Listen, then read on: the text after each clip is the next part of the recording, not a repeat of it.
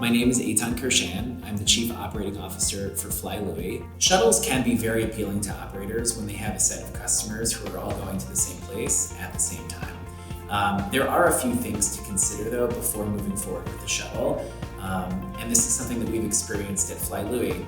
You have a lot of customers who say that I want to go from point A to point B on this day of week at this time. Once you schedule the flight, the truth is that when push comes to shove, not so many customers actually pull the trigger on that flight.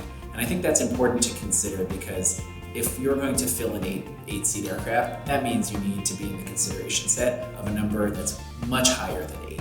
So you really need a significant amount of demand if you're going to fill a shuttle flight on a daily or a weekly basis. I think an important consideration for operators is also the break-even price point for operating a shuttle. There are a number of costs of doing business that I think can often be overlooked. So number one, taxes to the IRS for the revenue on the ticket sales. Second, empty seats. No matter how hard you try, there will always be empty seats on a flight. If you think about a schedule over the course of a number of weeks, there will be some weeks that are overperforming and some weeks that are underperforming, and it's difficult to maintain a load factor average that is very high because when you have one flight that doesn't do well, it can very easily bring down that average.